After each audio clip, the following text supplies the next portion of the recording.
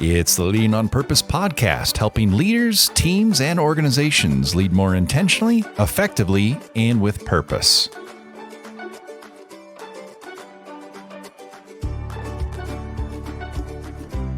Welcome back to the podcast. I'm excited to be joined yet again by my co-host, Doug Waltman. Doug, thanks for doing another episode with me. It's great to have you. Oh, John, my pleasure. It's good to see you. Yeah. So if you didn't get a chance to tune in last time for season 2, episode 5, Doug and I had a 2-part conversation around the coaching leadership style. And so today we plan to walk you through a framework you can use to have a coaching conversation with a member of your team, peer, colleague, really anyone.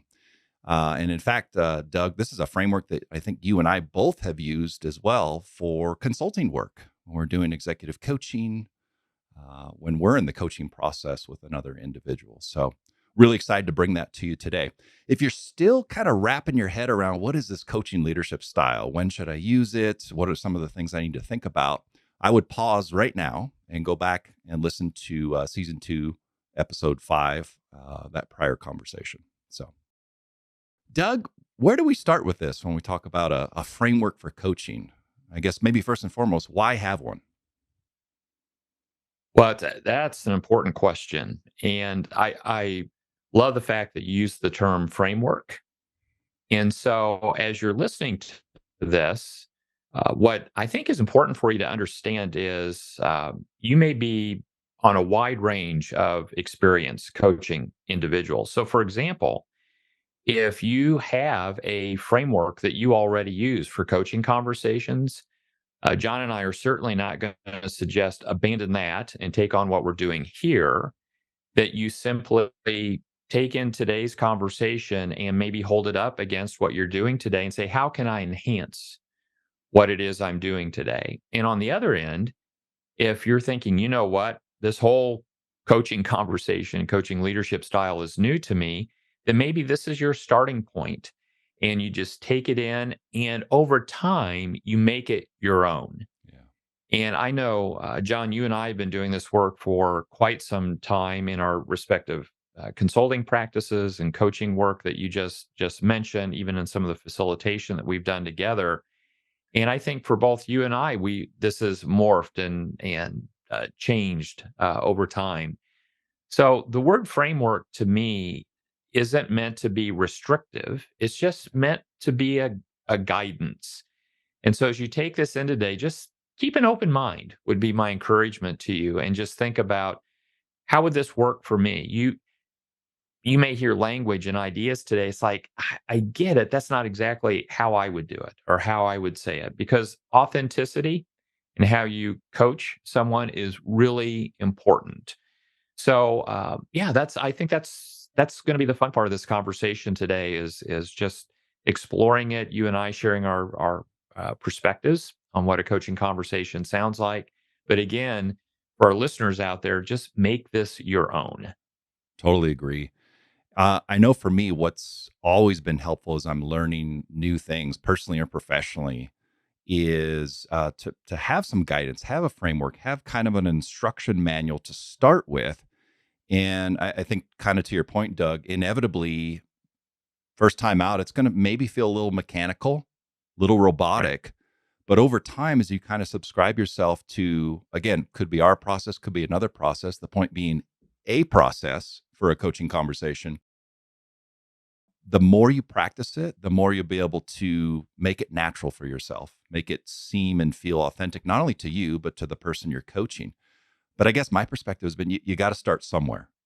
And again, I think about some of the other skills I've learned in other areas and how important it was for me to really subscribe myself to the rigor and the structure of it, and then kind of wrap my personality and authenticity into that after I've developed a little bit of mastery around the Yeah. framework itself. And so I know for me, that's been my process, but something we hope is helpful for you today. One thing that I want to mention, Doug, is, you kind of think about why a framework. This was a research study I think you cited years ago. We were co-facilitating, and you mentioned I'm not sure if it was a Zenger Folkman study or who had done the study, But basically, it had mentioned there's two things that are really common denominators when one is successful leveraging the coaching leadership style. One, they have a relationship with the individual that they're coaching. And number two, they have a framework, some framework that they're using to keep themselves centered and guided through the conversation.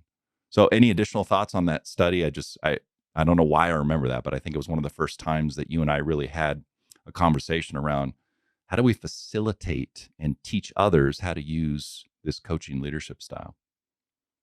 Well, first of all, let me compliment you on your memory because it has been quite some time since we discussed that. And Zinger Folkman is the organization that did the research on this many years ago, and I found that to be absolutely true. Those two components, and there's actually a third component in addition to having the framework, and then also a relationship built on trust is the person being coached. And again, whether it's a team member that you're coaching or just any human being that you're having a coaching conversation with, do they have a sense of hope around addressing the issue? Mm, Because if someone doesn't even have that, there's going to be very low energy, very low commitment to making it happen. But certainly having a framework that you're comfortable with, that you can lean into, the quality of your coaching goes up exponentially because now you're not so much thinking about what's the next question I ask or what's the next step. It just becomes a part of how you relate to people. And there's an expression that I love in coaching conversations that you just dance in the moment. And to me, when I first started using this coaching leadership style, especially with people I was leading, that was a little bit intimidating because you just never know what's going to come up in the conversation.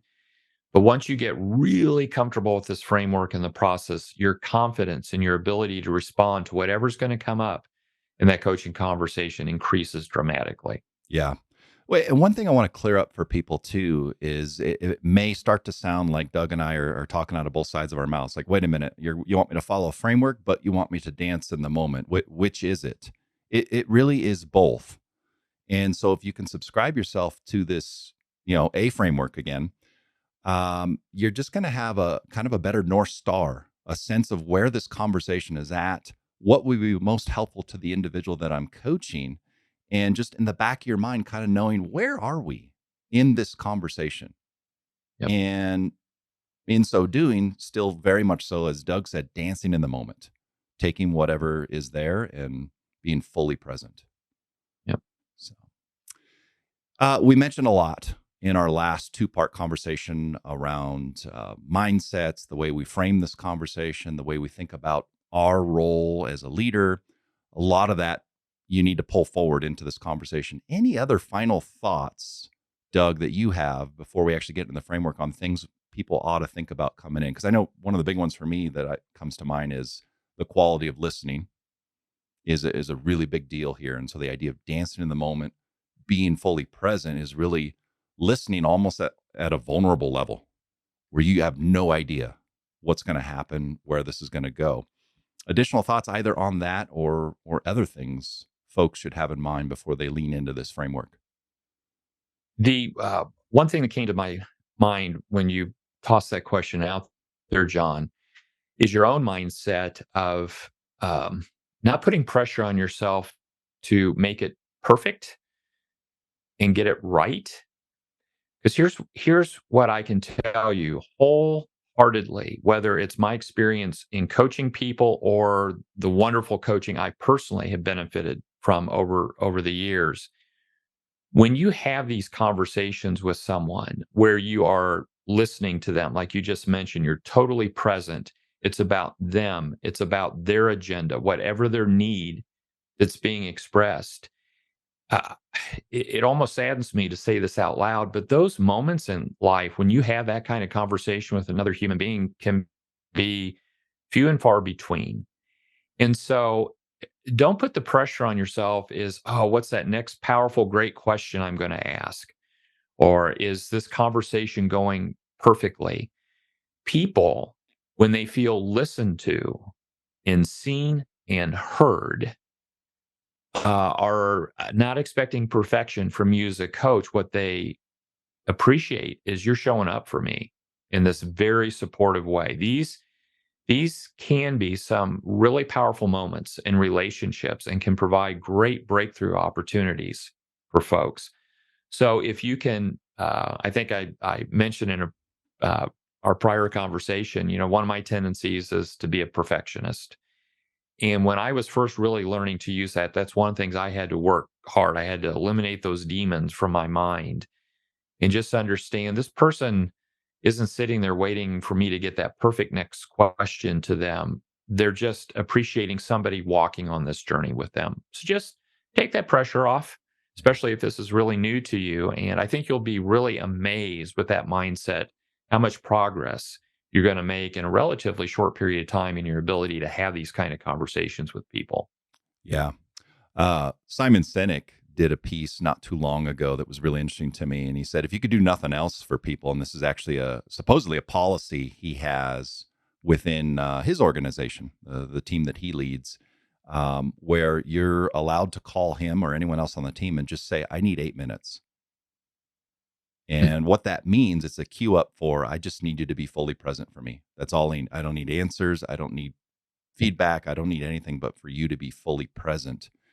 And in his mind, if you could do nothing else for people personally and professionally, the power of just being fully present. Don't deny the impact that you could have by just fully listening to someone. And so in Yeah. so doing, I think you got to kind of let go of some of the temptations you have in a coaching conversation to jump to the solution. This act of letting go that I know I've experienced as a leader, where am I doing my job as a leader if I don't provide you a quality solution?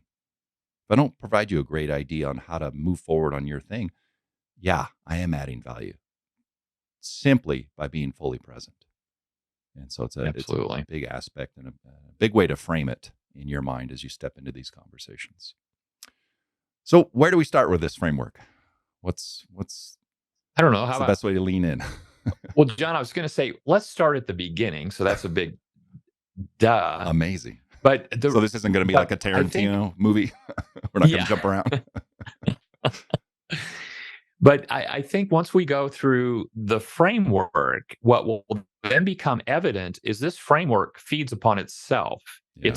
It's a loop. Yep. So where you in the coaching conversation, as we'll see later on, is exactly where you can start the next coaching conversation. Yeah. So we're going to start at the quote unquote beginning, but it'll become more evident as you listen that this can just be a cycle that you continue to go through with another person. Excellent. But yeah, why don't we just what's this darn coaching conversation even sound like to start with? What would you say about that? What's it look like? What's it sound like? What is that beginning point? Yeah. I think for me, it's that awareness in the moment. Someone knocks on that office door. And I can, if I close my eyes and think back to my years as a leader, I can remember that knock. And when that door opens and that member of the team walks through and their sentence starts with, I'm stuck or I need help, it's that moment as the leader, you get to choose, how am I going to respond to this? And so if we choose coaching and we're paying attention to this as an opportunity or moment to kind of facilitate discovery for you as the member of my team, then we can get into this coaching conversation. So, first thing we've got to wrap our heads around is what's described as really the current state. Where are we, Yep. and what is it that we're talking about? Yep. And so, some really important things here. I think the number one thing, really, how can I help you gain clarity around the situation that we're talking about? And so, well, what does that mean? One, sometimes when someone comes in, the issue is huge and it could be this big. And if you're listening to this on audio, my hands are way far apart right now. It's this huge thing. And so, in this current state part of the conversation, this first piece of the framework, the goal is to help them narrow that in. What is actually the problem, maybe behind the problem? Another version of events that I've seen play out is sometimes we start over here on topic A then we end up way over in a different direction on topic B. But we won't know that until we spend some time in the current state. So I know for me, Doug, for example, when I've used this to provide executive coaching, certainly as a leader, if it's a 45-minute, hour-long conversation, we may spend up to or more than half the conversation just in this first part of the framework, really facilitating discovery and clarity around what is it that we're talking about, where are you at as it relates to this issue. And so probably the biggest word I would use, what are we trying to do here besides facilitate discovery, is shape perspective, round it out. And so the way you might kind of visualize this as you're thinking about members of your team who have come to you with that knock on the door and said, hey, I'm stuck, help me. You might picture in your mind, how close is their face to that problem by the time they're asking for help? Usually they're knee deep in it, face to face with the issue. And so one of the most helpful things I've found that you're trying to do under the current state is help them zoom out and round out their view of the situation they've described. Yeah.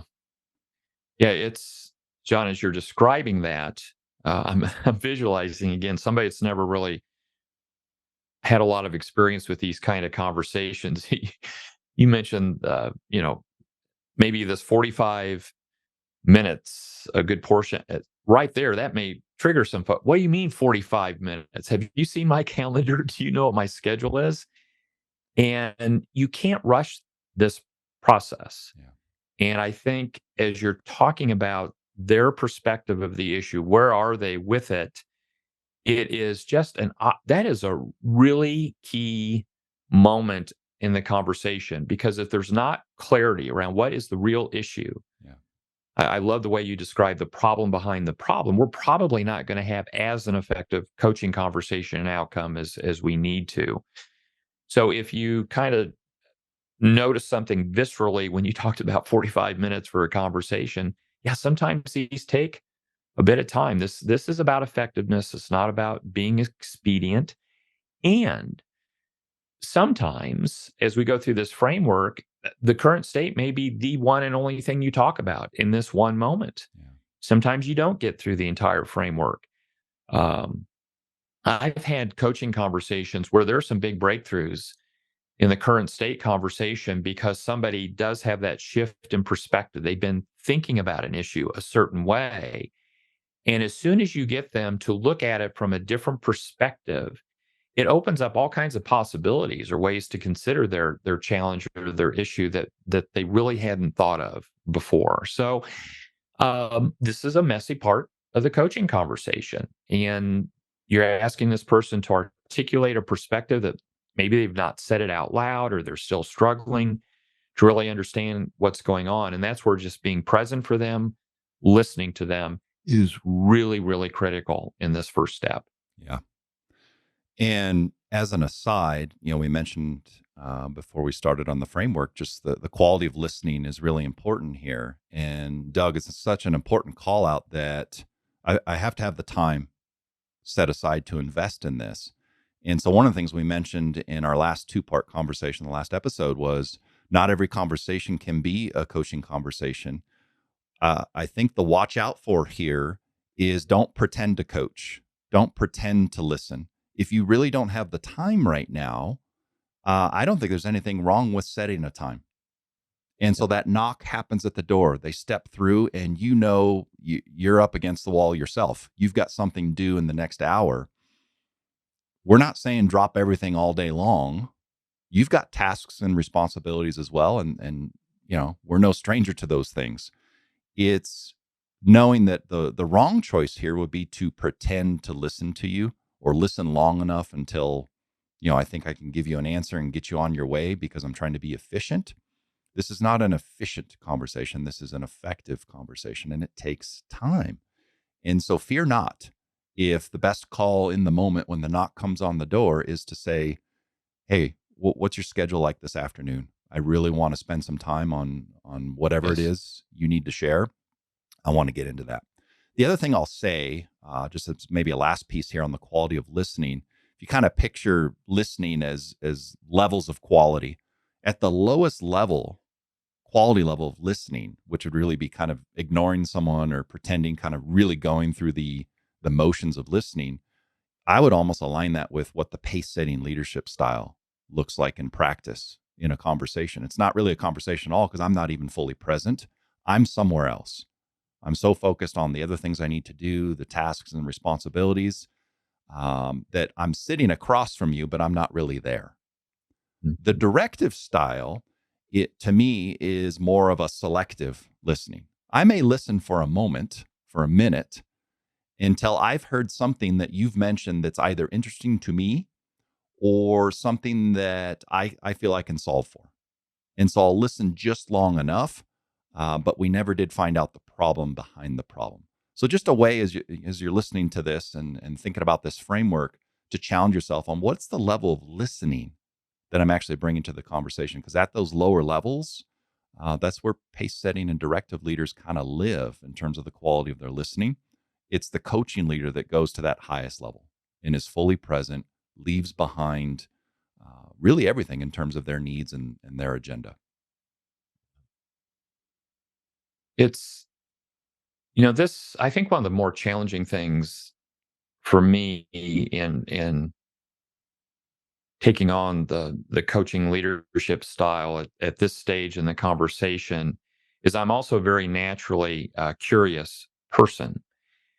And so there can be a temptation to one, stop listening to the person and start asking questions to get a lot of detailed information just to kind of satisfy my curiosity. Yeah. And so, for example, I've often been asked by individuals that know that, uh, I professionally coach folks. They'll say, well, the folks that you coach, uh, wouldn't you have to know their industry or their role or their company? And then I think about as a leader coaching team members. Now I know them as a human being. I know the business inside and out. They may be performing a job that at one point in my career that I did. And so this isn't about you feeding your need and your desire to have a lot of the details in the information and asking them a lot of questions about, well, tell me what happened next, or have you tried this idea, or those types of questions. That's more about me as a coach and not about you as the person being coached. Yeah.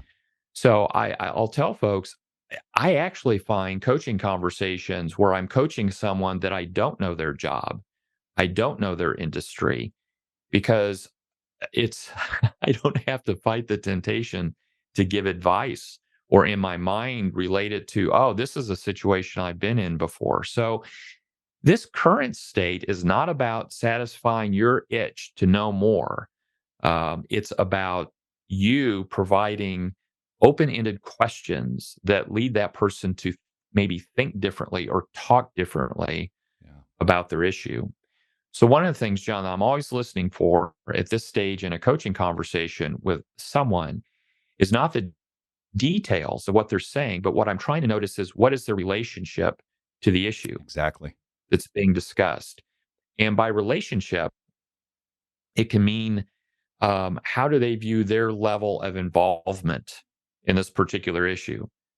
So if I'm coaching a team member of mine and they're just real frustrated with one of their other colleagues on the team, and they just want to come in and just complain and just kind of pile on this person, that to me is language that indicates their perspective of this problem is it has nothing to do with them. It has everything to do with the other person. Yeah. And so when you start to hear that, you start asking questions around their relationship with the person. Tell me about how you've been responding to this person when X happens. Yeah. And so it's that kind of curiosity and those kind of questions that you're looking for, not to get a lot of detailed information around, well, tell me about the last 5 conversations you had with your colleague. What did they say? What did you do? Why were you frustrated? It's really getting them to maybe rethink what is my current role Yeah. in creating this, because that's where their control is. I can't, as a coach, there's nothing we can do in the coaching conversation that's going to change that other person's behavior. If Yeah, they're there's going to not be here. change, right, it's going to come from you and the way you're relating to that person, not relating to that person, what you're expecting. So that's the general nature of this part of the conversation. It's about getting them to more clearly understand really what is the issue, and really importantly, what's my role in creating this particular issue. Yep. And so it's tough to resist that at this stage, that, kind of scratching your own itch, your own curiosity. Because I found kind of two things will drive that. One, you're just curious, particularly if you're this person's leader and you are kind of curious. Well, what happened in the meeting? Well, then what did they say? Ooh, and it starts to get almost a little juicy and interesting, if you will, for you. So that's one version of maybe how we end up asking questions that at the end of the day really aren't helpful to the person you're coaching. They're just to satisfy your own curiosity. Now, here's the red flag people will often throw up as I'm working them through this framework. They're like, "Well, John, don't I need that context around the situation to be helpful to this person?" And I guess the way I handle that or respond to that is to describe to the person the difference between getting a person unstuck versus getting a problem unstuck. Mm. And so in this current state, as you said, Doug, it's what's the person that you're coaching experiencing? What's their relationship to the problem? Because at this point, it's really less about the problem itself and more around how can I facilitate discovery for the person, as opposed to, hey, by the end of this, we're going to solve your problem. That's not my role. It's discovery for you. And so appreciate that subtle nuance. Let go of your supposed need for context around the problem and appreciate that nuance. I'm here to help the person get unstuck, not necessarily the problem. And those can be sometimes one and the same, but very often different, two different paths in the conversation.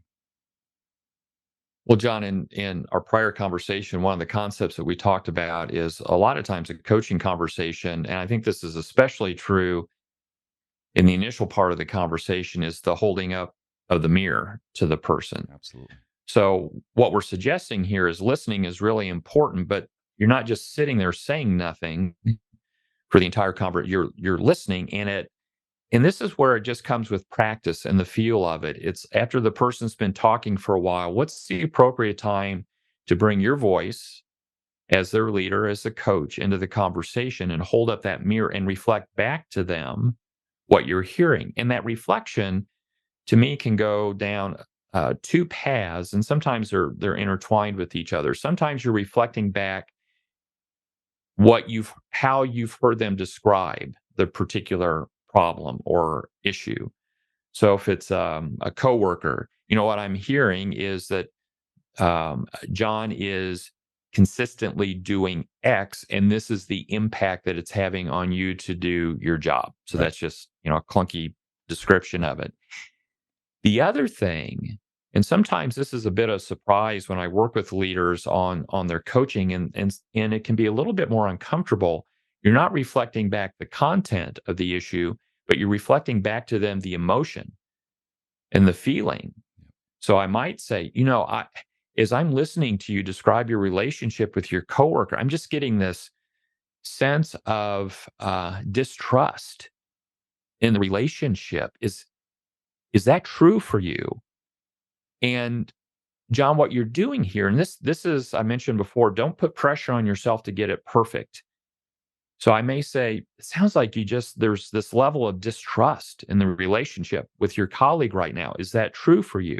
Now, one response could be, yeah, distrust is, yeah, that's exactly it.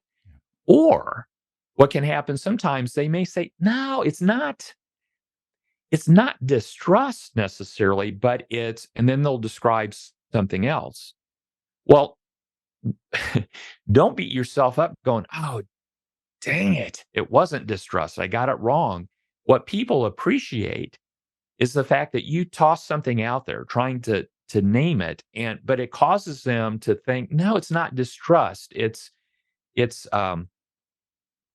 It's more of a lack of confidence in their ability to do so. Well, notice the nuance of that.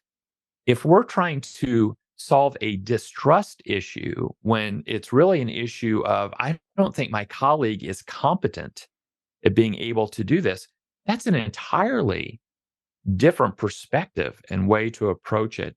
So the reflecting back, the mirroring process can be not only the specifics of the issue, what the problem is, but also the emotion and the feeling that the person is having about. When people know that they've been seen and heard emotionally, that's huge in trust building and their ability to open up to you as their leader even more to talk about what's going on for them.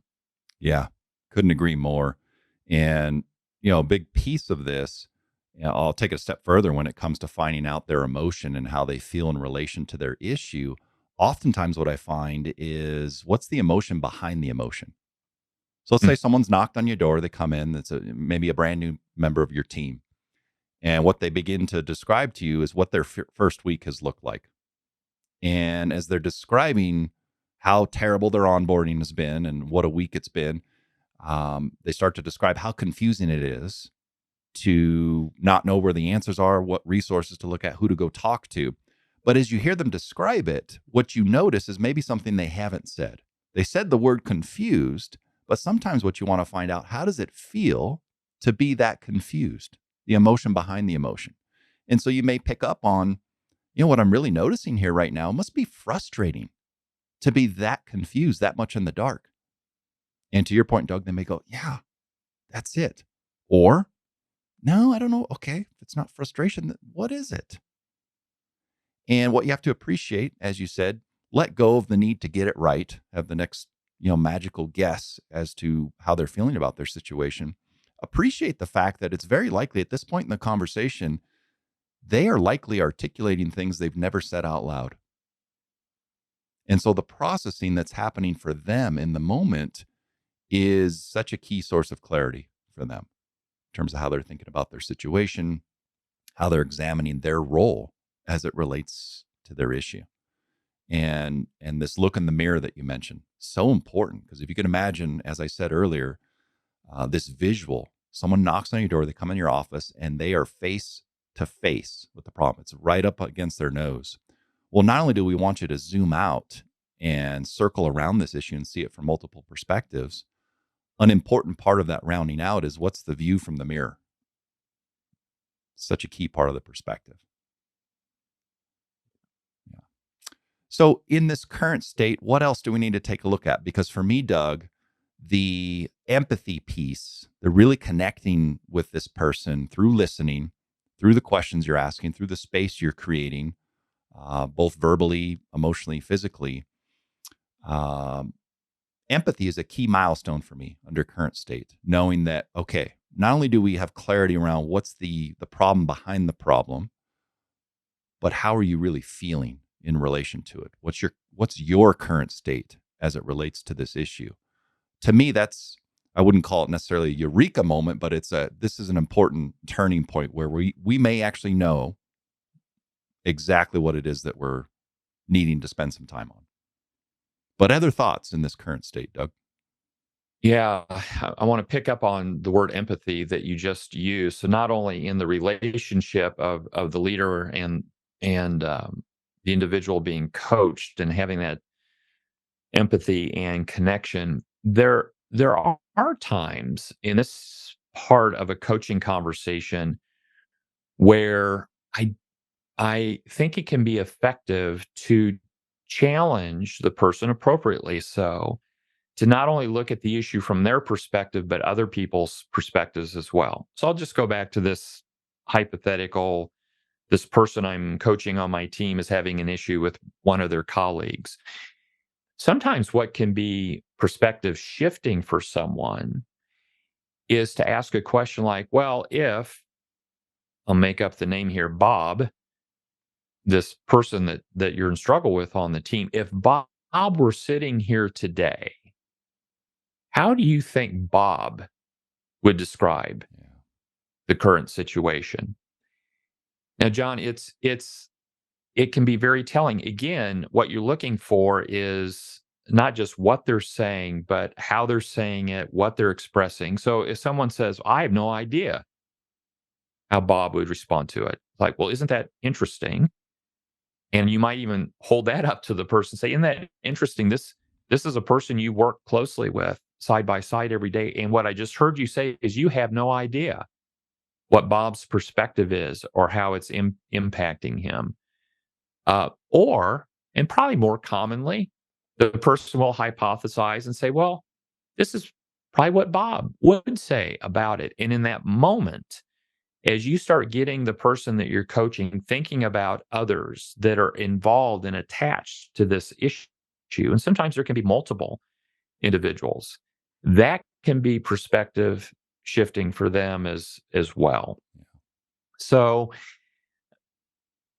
that person's ability to describe another person's perspective and even express empathy for where that person is coming from is really important to their relationship with the person or this particular issue.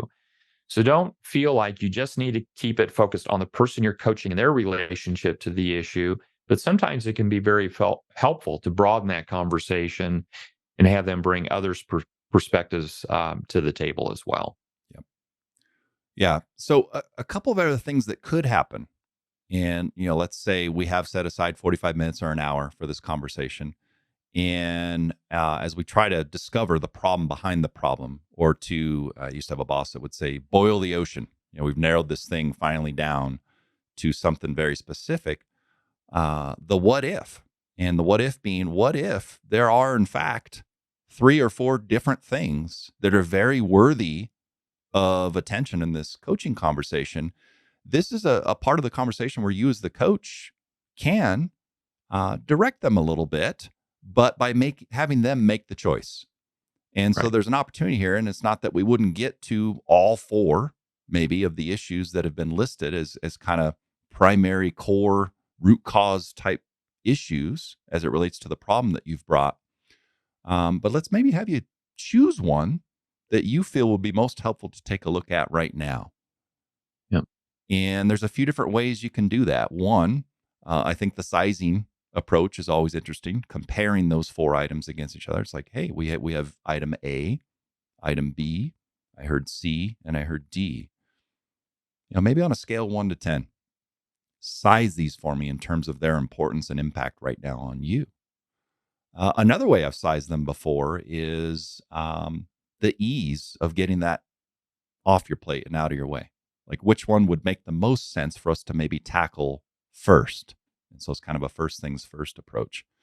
Any other things you would share, Doug, around maybe some potential narrowing that might need to happen, knowing that, at the end of the day, we can't solve everything that you've brought to the table in this one conversation.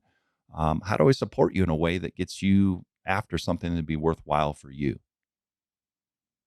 Well, I wouldn't offer anything new other than just to reinforce what you just described. That my experience has been in coaching conversations that it is very common as you listen to someone describe their situation, um, that there are opportunities for 2, 3, 4 different things that are going on for them, and it is critical, I believe, to narrow that focus and do exactly what you suggested. Because once we get into the other steps of this conversation, ultimately we're going to end at action.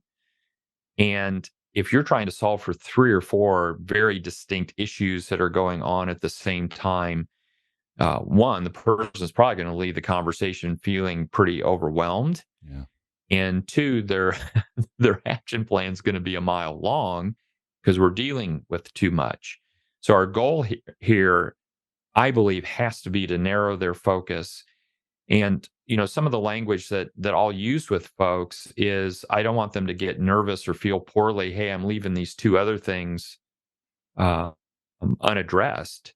It's like, you'll get to those, but for right now in this moment, just want you to know that we're really going to focus on this one particular issue. So that's My experience has been that's a pretty common outcome to have in this current state part of the conversation. A lot of things going on for people. Yeah. A few times what I've had happen too. So let's say you're back to this scenario where we got A, B, C, and D as all, maybe worthy options, and you ask them to size it. I don't know if you've had this happen, Doug, but you may ask them, hey, on a scale 1 to 10, what's the impact and importance?